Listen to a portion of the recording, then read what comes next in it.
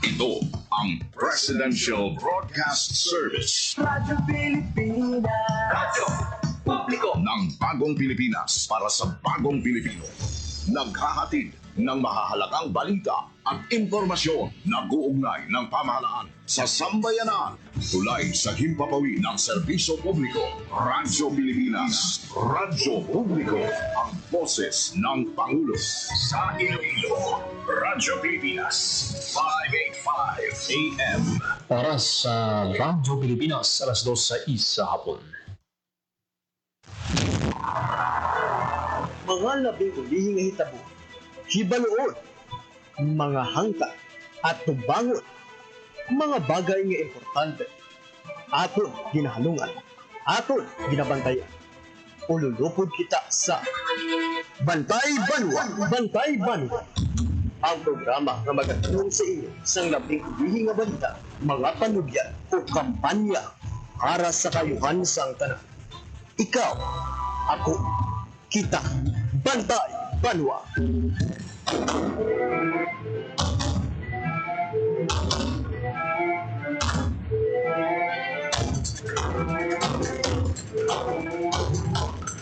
Mayong hapon Western Visayas, mayong hapon syudad kag probinsya sang Iloilo.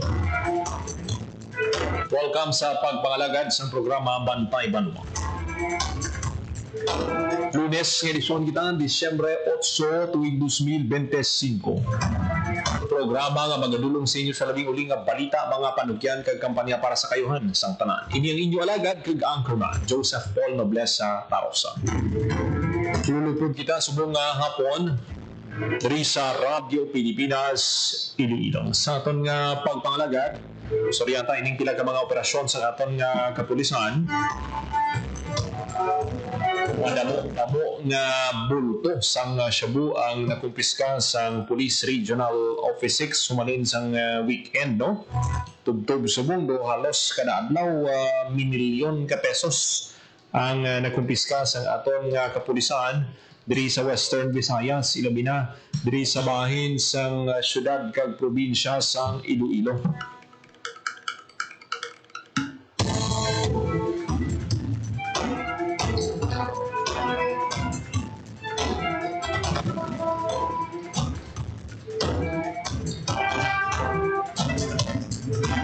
Ang mga kabiyanan nag-deploy na ang Police Regional Office 6 kaya iban ng mga government agencies para sa senior officials meeting isang ASEAN 2026. Subong pa lang nga Desyembre, matamat na ining mga pagpilipon na ginapasakupan, no, sa mga member nations ng ASEAN. We can't afford na may mga lapses sa seguridad. Labi pa nga ina-expect mga more or less 200 ka mga delikado ang magatambong sa sining senior officials meeting subong semana.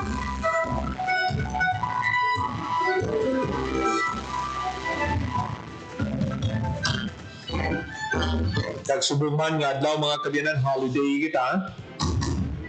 December 8, the Solemnity of the Immaculate Conception. Subong adlaw sa mga kauturantang Katoliko, we honor Mary our Mother sa ini ka Catholic feast nga gina-celebrate pag-conceive ni Mary without sin.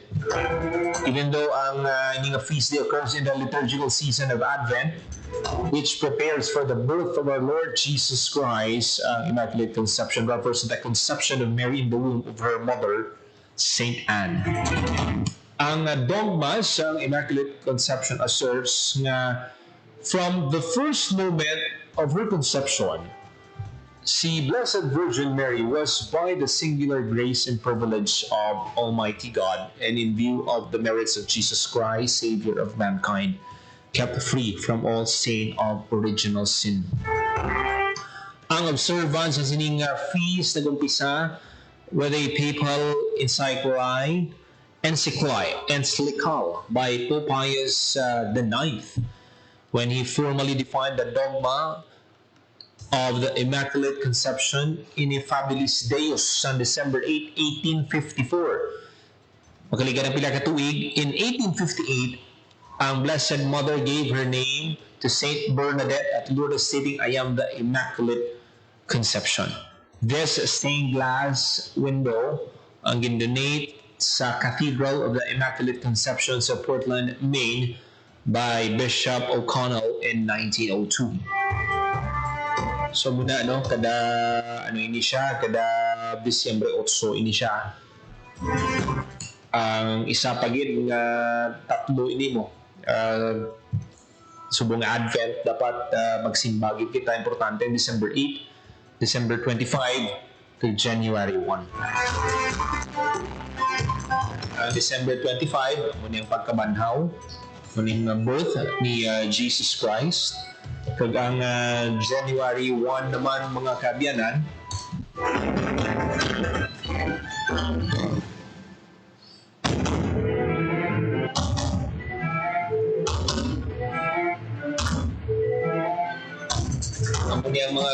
ang mga nakaanda na sa aton nga mga kauturan nga Katoliko, naning pagsaulog sa sining nga mga adlaw.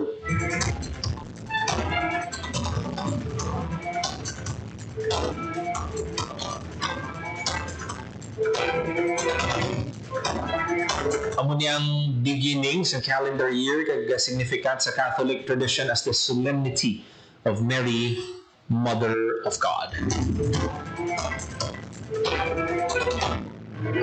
Hindi lang niyang pinalupok, masay pumatsyag sang January 1, pinalupok lang, sadya-sadya, hindi may nakaandan kita nga tradisyon na muna nga dapat para sa aton nga mga kauturan mas maayogid nga magsimba ka mo karon sa mga wala pa makasimba December 8 subong adlaw, December 25 pwede man, sa December 24 may misa naman gina hiwat ang aton nga mga kaparian kag sa January 1.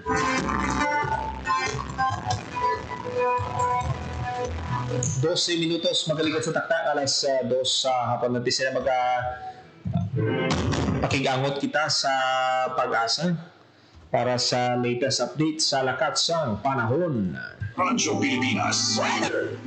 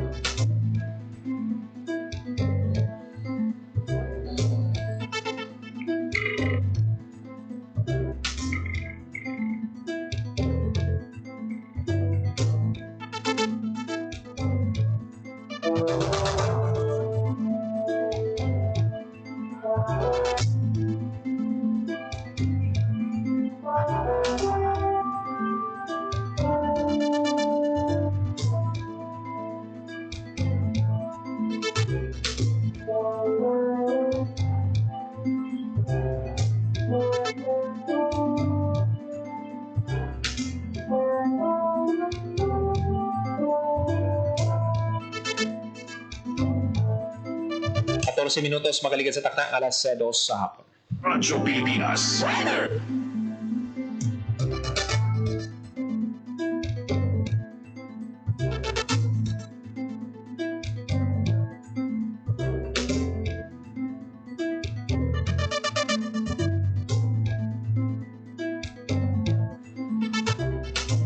Ang latest update kay nami ng panahon diri sa bahin sa syudad kag probinsya sa Iloilo.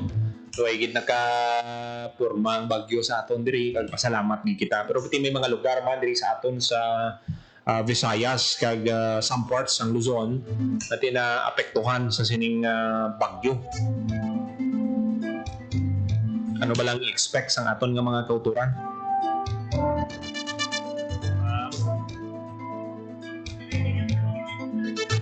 Ma'am, standby ma'am.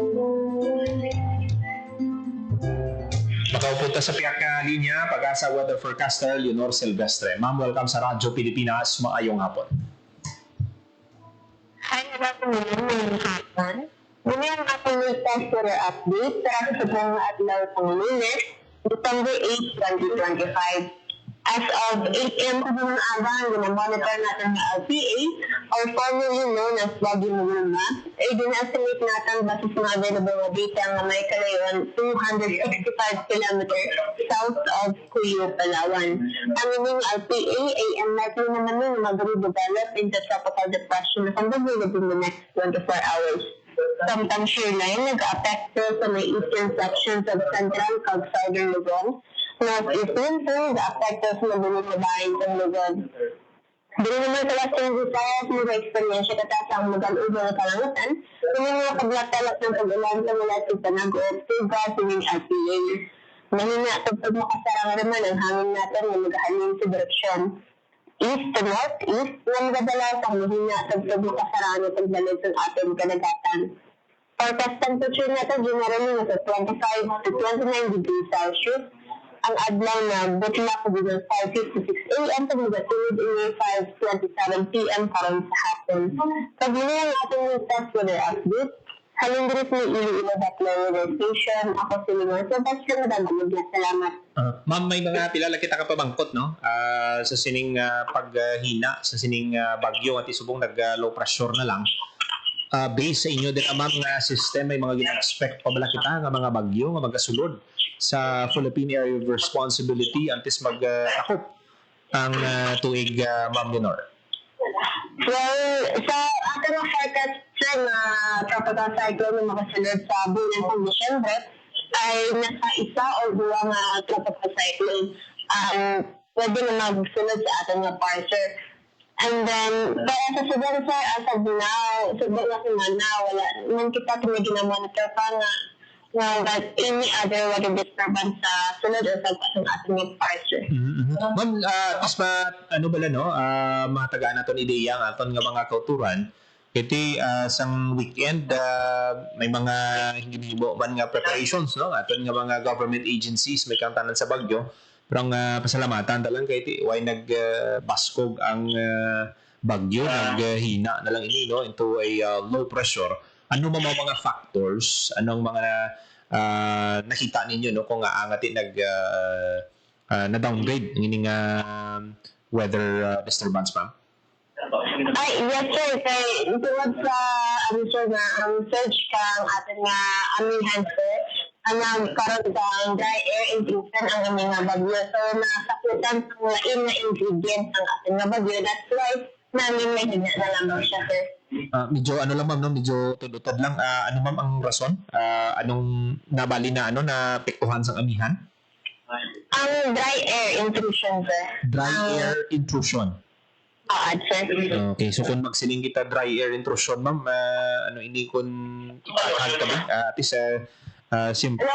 Yes, ma'am. So, kung baka po ba nakasukan sa lain na ingredients, kaya ang ating pag ang ingredients sa kabagyo sa warm, moist, sir, na hangin, sir. So, ating nga amihan, dry na ang ating nga hangin. So, nasakutan sa mga ingredients na mga bagyo. So, ang nahina na naman siya.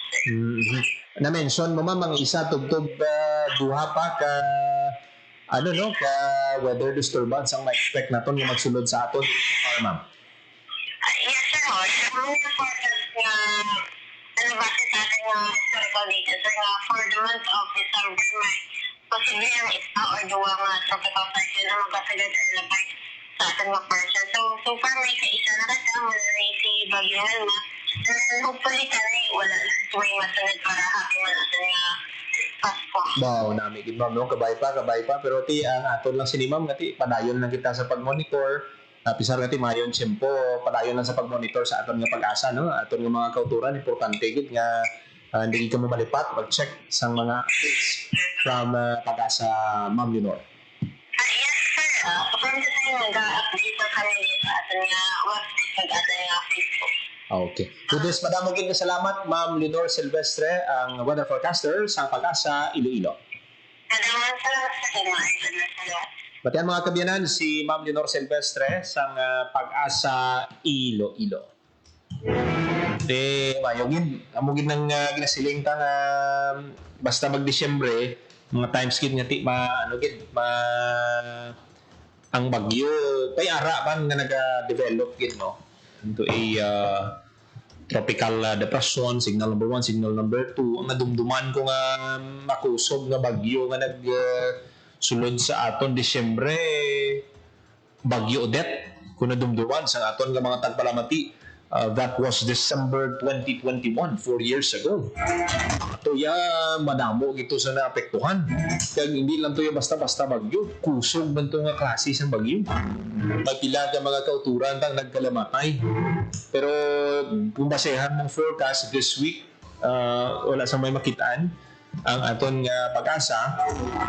Pero may posibilidad ng may isa tubtob duha. Pati ang forecast nila una, duha. So may nagsulod na nga isa, base may ara pa nga isa. Pero pangabay lang kita nga wine para nga Merry Christmas kag Happy New Year gid ang aton nga selebrasyon. Pero hindi tagid pagkalimtan ang spirit of Christmas sa time of sharing sa inyong mga blessings. Di nyo gid pagkalimtan nga kung may mga extra ka mo, i-share gid ka mo no, sa mga kauturan na nagakinahanglan. Kay sila gid ang dapat naton nga paambitan sa bulig. Kita Merry ang Christmas ta, Happy New Year naton. How about ang ini nga mga tawo, ang ining mga ginakulang sa ila pangadlaw-adlaw? Haluson gani makakaon 3 times a day, haluson gani makakaon 2 kabeses sa isa ka adlaw. Amo ni mga dapat naton tagaan sang bulig.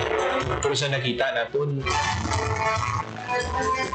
kada tuig basi may ara kita bala pinasahi nga blessing nga pwede naton mahatag sa ila bala nga maga-change sang ila nga pangabuhi. Hindi lang makontento kita sa ginahatag bala naton pirmi nga amo ni mga gift packs, mga salaladon, spaghetti, basi sa ulihi, basi may mga pinsaran, magkamo bala nga, sa may mga ulo extra, no? Basi sa ulihi, may ara ka mo bala nga mahatag sa ilang opportunity, di ba?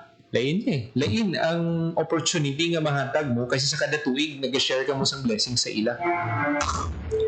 Kay ang nakita ko abi dapat long term man ang aton nga pag-share sa blessings. Diba? Hindi nga kada tuig lang kita naghahatag kita sa ila. Diba? Naintindihan naman nila na mabudlay, mapulupin o ta sitwasyon nila pero base sa ulihi may ara ay kakabalo base mo ofera mo na trabaho or other opportunities. Yung nagapati ako nga mas beneficial pagid no sa aton nga mga kauturan.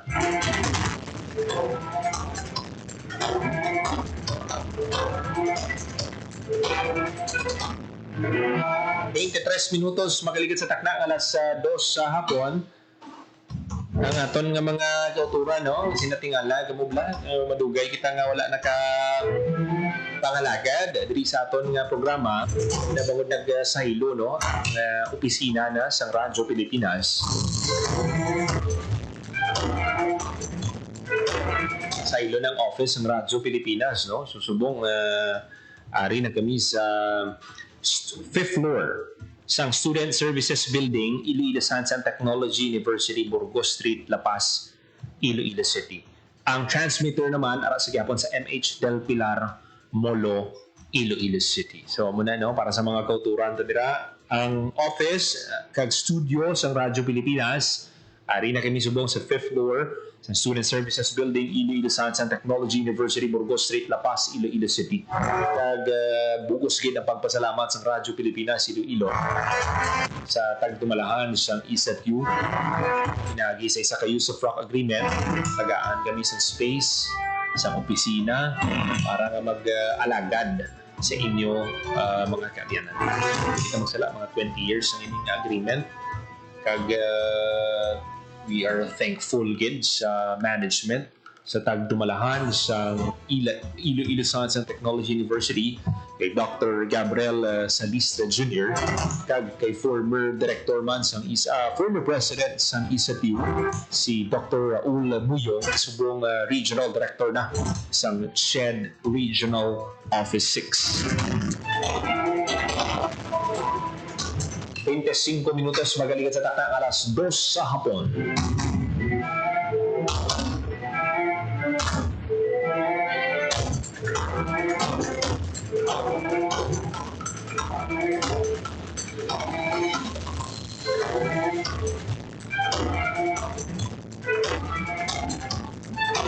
Mag-aatag lang kita sa bilang mga panundom sa aton nga pagbalik. Dugang nga mga balita, aton nga patpaton.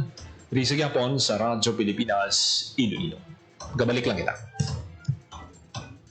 Hatid ay balita, impormasyon at sari-saring kaalaman tungkol sa sektor ng agrikultura sa ating bayan. Usapang Agrikultura kasama ang Department of Agriculture. Alamin ang mga hakbang ng administrasyon para mas mapaunlad pa ang iba't ibang industriyang agrikultural at pakinggan ang mga proyektong handog sa mamamayan upang mapalago ang kanilang mga kabuhayan. Usapang Agrikultura, Lunes hanggang Biyernes, alas 5 ng umaga, dito lang sa Radyo Pilipinas.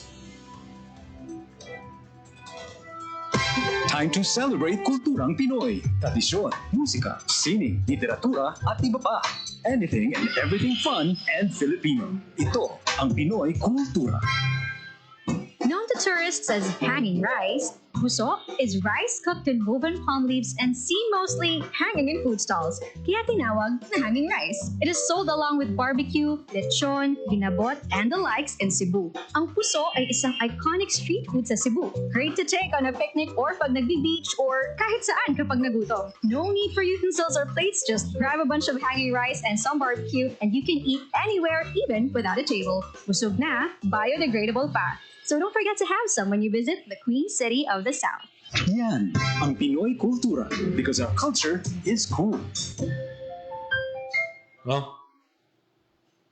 Uy, ako ba yun? Kung tunay kang lalaki, ito ang alak para sa'yo. Ay, ako ba yun? Gusto mong pumuti? Ha? Ako ba yun? Hubad at duguan ang babae nakita sa madilim na eskinita. Hindi ako biktima, manika, produkto. Babae ako. At ako ang magpapasya para sa sarili ko. Ang mensaheng ito ay hatid sa inyo ng Philippine Broadcasting Service at ISIS International Manila.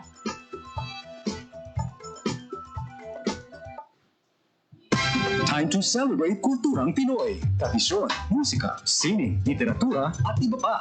Anything and everything fun and Filipino. Ito ang Pinoy Kultura. One of the fondest memories I have as a kid is riding the jeepney. It made me feel like a king. Dahil ito ang King of the Road. The jeepney or jeep is a cultural symbol that has transported us to school, the office, sa mall, at sa iyong first date. Mura, makulay, at mabilis. Yan ang ating jeep. Maaari bang umusog-usog ng konti? Sakay na! Yan ang Pinoy Kultura because our culture is cool.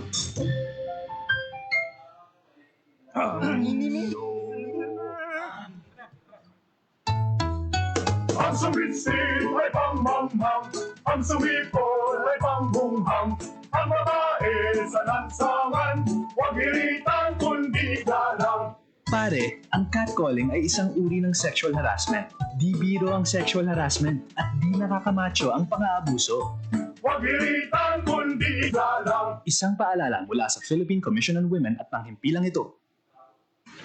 Si nanay, gising maaga. Sususihan ko pang lambat na to. Si nanay, trabaho pa. Suki, bagong huli oh. Si nanay, namalengke pa. Palitan ko yung gatas ng tuwo. Gusto mo ipaglaban kita? Naku, si nanay, lanap pahinga. Dahan mo na. Luto pa ako. Kayod sa laot at tahanan, saludo kami sa mangingistang kababaihan. Ang mensaheng ito ay hatid sa inyo ng Philippine Broadcasting Service at ISIS International Manila. Time to celebrate kulturang Pinoy. Tradisyon, musika, sining, literatura at iba pa. Anything and everything fun and Filipino. Ito ang Pinoy Kultura. Naalala ko, nung bata pa ako na namamasyal kami sa Fort Santiago sa Intramuros. Ito ay ginawa noong 1571 bilang kuta o fortress ng Spanish governor na si Miguel Lopez de Legazpi. Isa ito sa mga napaka-importanteng historical sites sa Maynila.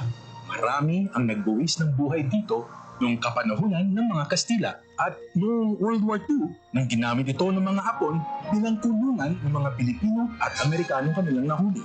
Ang ating national hero na si Jose Rizal ay nakulong din sa Fort Santiago bago siya naging martir sa Bagong Bayan. Ang Fort Santiago ay sinimulang i-restore noong 1953 pagkatapos nitong magdamo ng pagkasira noong Second World War. Ang Fort Santiago ay gawa sa bato na galing sa bulkan na tinipag sa present-day Guadalupe Viejo sa Makati. Ngayon, ito ay naglalaman ng iba't ibang memorabilia ni Jose Rizal at isang napakagandang pasyalan ng buong pamilya. Tara na at ating dalawin. Yan ang Pinoy kultura because our culture is cool. Isang gabi, pauwi na sina Daisy at Eric galing sa sine. Eric, saan pa tayo pupunta? Gabi na. Uwi na tayo. Ha? Bakit? Anniversary natin ngayon. Tsaka sundali lang naman tayo sa motel eh. Ang kulit mo naman eh. Sinasabi ko na sa'yo na hindi pa ako handang makipag-sex. Tsaka paano kung mabuntis ako? Sus naman ho, ako bahala. Sumama ka na sa akin. Kung mahal mo ako, patutunayan mo. Anong gagawin ko? Mahal ko siya pero ayoko pa talaga eh. Basta. Ano? Halika na. Sabi ko na sa'yo, akong bahala. Eric, saka na lang natin gawin to. Palagay ko, hindi pa talaga itong tamang panahon. At kung ako naman ang mahal mo, makapaghihintay ka, di ba? Isipin ang kapakanan, plano ang kinabukasan, abutin ang ninanais, hindi kailangang magtiis. Isang mapagpalayang mensahe hatid sa inyo ng Sentrong Sigla, Angat Pinoy 2004 at ng himpilang ito sa pakikipag-ugnayan sa Women's Media Circle Foundation. M1, 2, M. Pahatuhod, balikat ulo, itapuetan, may mga susus. Huwag mong titigan ang hindi sa'yo at maging disenteng tao. Pare, ang catcalling ay isang uri ng sexual harassment. Di biro ang sexual harassment at di nakakamacho ang pang-aabuso. Isang paalala mula sa Philippine Commission on Women at ng himpilang ito. Time to celebrate kulturang Pinoy. Tradisyon, musika, sining, literatura at iba pa. Anything and everything fun and Filipino. Ito ang Pinoy kultura.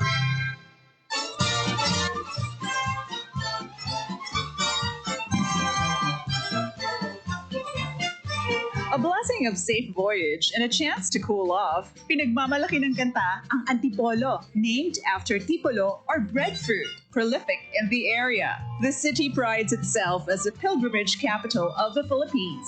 Two of its more popular attractions are the historical church of the Nuestra Señora de la Paz y Buen Viaje and its summer popular waterfalls, ang Hinulugang Taktak. The Franciscan missionaries built the church in 1578 and the Jesuits administered it in 1591.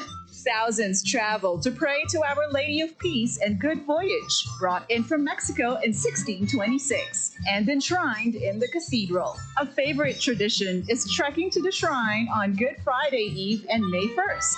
Another tradition is having new cars blessed at the church.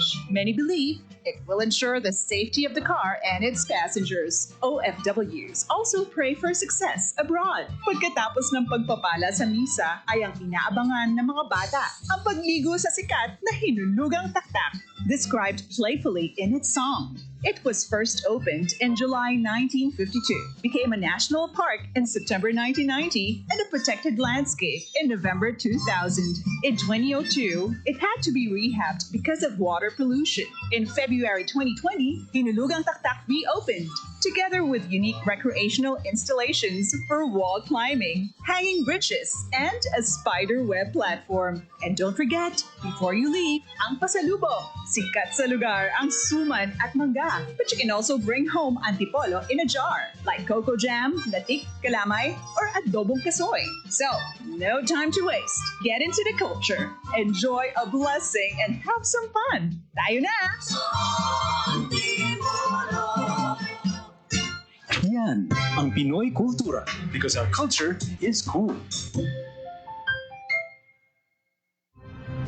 Ang inyong tulay sa himpapawid ng serbisyo publiko, ang Presidential Broadcast Service, Radyo Pilipinas, Radyo Publiko. Radyo Pilipinas.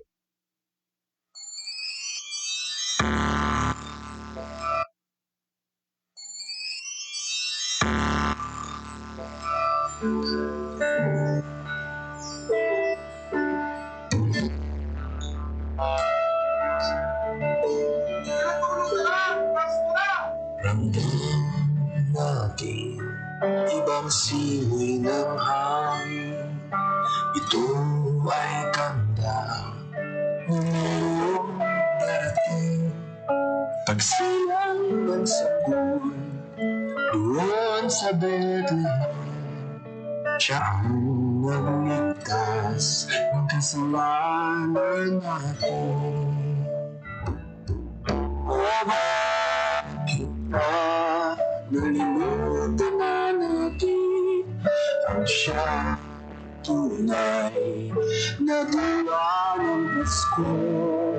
Mag-alay sa ating kapwa, mabuti pinagpala, tayo ay mamahal, mamayang kapalang. Ng Radyo Pilipinas. Ang tunay na Pasko ay tayo. Ano man ang ginagawa natin, ang Pasko ay pagmamahala, magbibigay kapatawaran. Ang Pasko ay ikaw at ako, iba-iba ang isa tayo. Bagong Pilipinas, bagong Pilipino, yan ang tunay na diwa ng Pasko. Sana magmumura mga sugat natin, kahit iba-iba paniniwala natin. Kaya ngayong Pasko, magkasundo tayo, pareho lang naman, maganda ang hangarin. Ang tunay na Pasko ay tayo. Ang magawa natin, ang Pasko ay pagmamahala. This is the celebration of the birth of Jesus, and to once again dedicate ourselves and our lives to that service.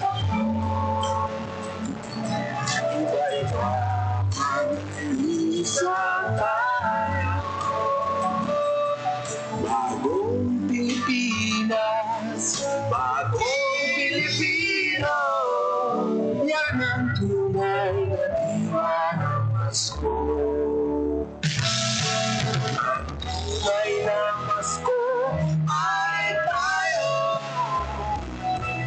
Ano man ang ginagawa natin, ang Pasko ay pagmamahala, pagbibigay kapatawaran. Ang Pasko ay ikaw at ako, iba-iba ay isa tayo. Bagong Pilipinas, bagong Pilipino, yan ang tunay na diwa ng Pasko. Yan ang tunay na diwa ng Pasko.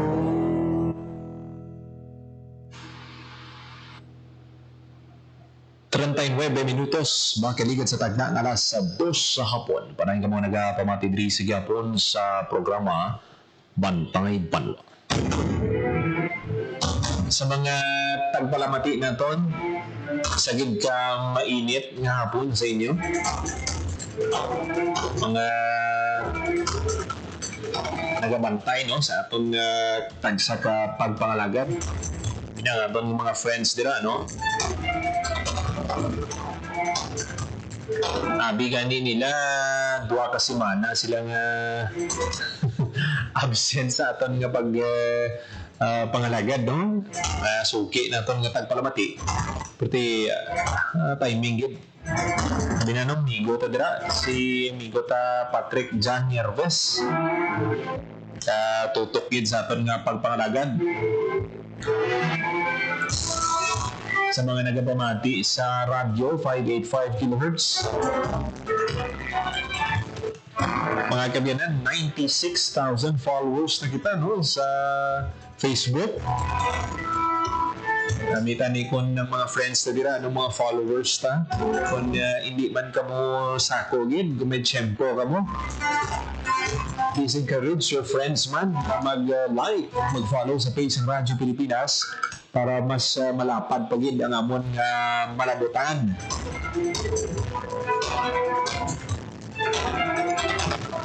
Sa aton nga mga balita, mga kabyanan, kinakasubugid sa Police Regional Office Negros Island Region ang ining pagkamatay, no, sa isa ka pulis kag isa ka sibilyan sa 2 ka separado nga insidente sa pagpaniro dra sa bayan sa Calatrava, Negros Occidental.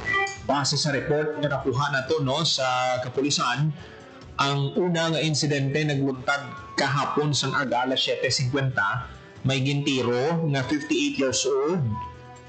Ang suspect sini anom ka armado nga lalaki. Gintiro ini siya sa sagwa sang iyabalay sa sitio Tagda, Barangay Dulis, Calatrava. Maging respondihan sang aton nga kapulisan. After 2 hours, mga more than 3 hours, may inkwentro nga nagluntad sa tunga sang First Negros Occidental Provincial Mobile Force Company kag mga armado man nga kalalakihan dira sa bahin sang Menchaca, Calatrava. Sa report, magaywat kung tani ang kapulisan sa Service of Warrant of Operation sang gintaulanan sila sang parakan sila tiro, no, sa mga suspect kalti didto na kibot ining kag didto man na nadula ang isa ka pulis naging kilala nga si Senior Master Sergeant Romel Aguilar. Kag sa investigation sa aton nga PNP, ang mga armado nga lalaki amo man yung ginapatihan mga suspect sa una nga insidente sang pagpaniro. Kag mga katapo sang New People's Army amo niyang paglantaw, no, sa aton nga kapulisan. Magaligan ng pila ka oras, may nasapuan patay sa Purok 5 Barangay Lagaan kay nakumpirma na amo to si Police Senior Master Sergeant Romel Aguilar. Kita mo, grabe, no? Duwagid siya ka insidente. Ang motibo sini gina-establishar pa sang aton nga kapulisan, pero sunod-sunod nga shooting ang natabo, mga kabyanan.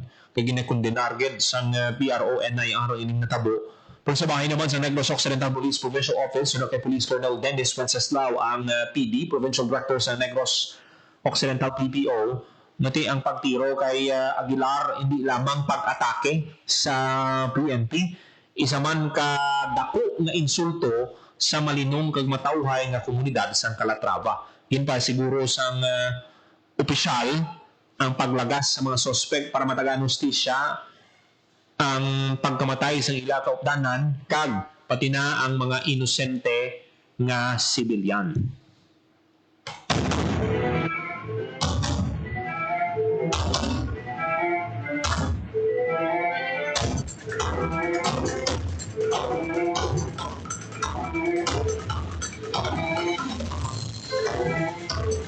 ...44 minutos magaligid sa takna ang alas 2 sa hapon. So dira mo makita, no, arapa may mga presensya pa sang rebelde nga komunista sa area sa Negros. Kung diri sa aton sa Iloilo do nagtinong na gid, no? Nagtinong na gid ang mga rebelde, pero Negros yan do nagapamurasa pa.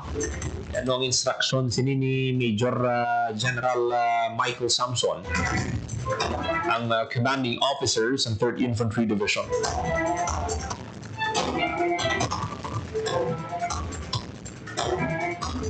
May mga kauturan pa kita, no, nga nagapamangkot kundi ang opisina na sa Radyo Pilipinas. Ara na kita subong, ari na kita diri subong sa Iloilo Science and Technology University.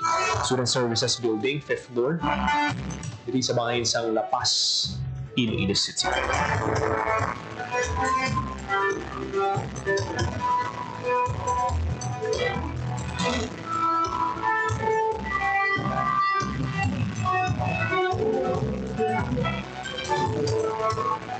Parang 45 minutos magaligid sa takna alas 2 sa hapon. So ang assurance sa NOCTO sa publiko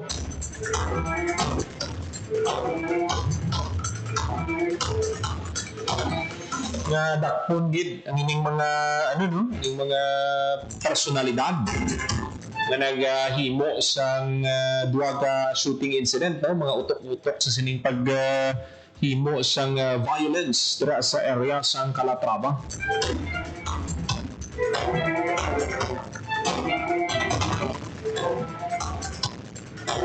Samtang sa bahin naman sang Iloilo Police Provincial Office sa nagligad nga weekend, 10 million worth of illegal drugs ang nakumpiska sa syudad kag probinsya.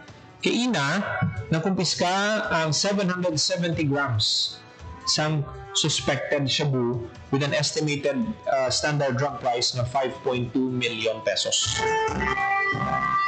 Ang madinalagon nga bypass ginpatigayon sa People's Village, Barangay Calapdan, Estancia. Ang target sa operasyon ginkilala nga si alias Paulo, 40 years old, former punong barangay, former kag-residente sa Poblacion Market, Sara, Iloilo. Ang operasyon ginpatigayon base sa reliable information na gin-provide sa isa ka concerned citizen sa Estancia. Invalidate sa PD yung information for almost 4 months kung pinakumpirma ang subject involved sa illegal drug trade. Base sa panaysayan sa suspect, ang drugs ginakuha sang suspect sa Metro Manila kag gina-distribute sa Banwa sang Estancia. Si Paulo ara sa kustodiya subong sa Estancia Municipal Police Station and is facing criminal charges for violation of Republic Act number 9165. Ina-congratulate din ni Iloilo Police Provincial Office Director Police Colonel Bayani Rosalan ang operating units sa Madinalagon na operasyon ini pamatuod sa siya sa mugot ng pagbuligay sa Ilonggo Cups kag sang mga pumuluyo sa probinsya. Pinapasalamatan gid sa IPPO ang tanan sa barangay pagsali kag suporta sa kapulisan. Pero terrible gid ang dinakpanay sugod. Hindi lang yatig isa-isa ka milyon na. Di ba? Tag 3 ka milyon, 5 ka milyon. Pero ang pamangkot nga wala nagakahubas ang illegal na droga. Kag ang observe natin sa pila ka mga regional director nga naglabay, ang ila gidya nga ginapanawagan nga hugton gidya ang pagbantay sa mga puerto. Kuduti sa mga paluparan ta, do nabulubudlayan ka dira makapuslit. Pero sa mga puerto ta, naobserbahan ta do dapat may diragan mag-invest ng government, no?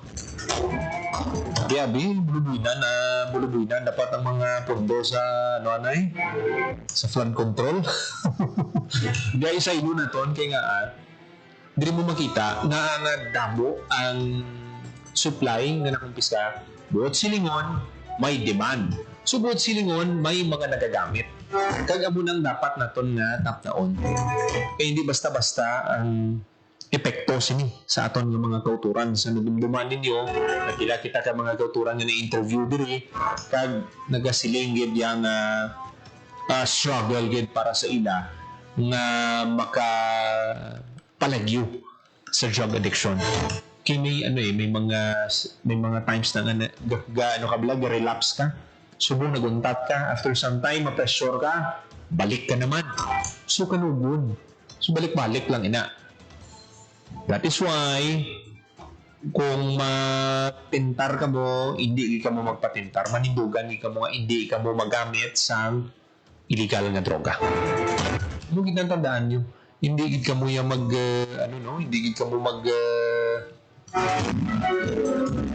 hindi ka mo papressure sa inyong mga barkada. Lan mo, hinusulan nyo gini na. pila ka dekada nga ginaantos ina sa naton nga mga kauturan. Muna dapat yung gid nga pinsaron kag dapat ma-realize nyo kid na way gid na sang maayo nga mabulig sa inyo.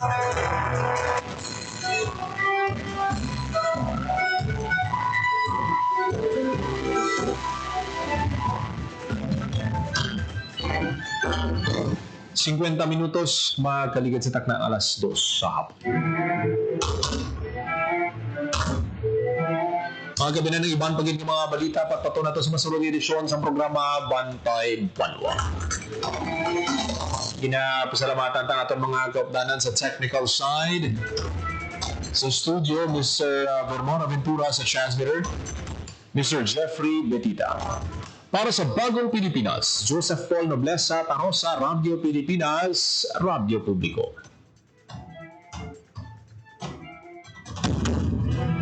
Inyo na baturan ang mga labing ihinga kasayuran. Ulam, ublag, tugtog sa masunod natin nga pag-ulog danay sa Bantay Banwa.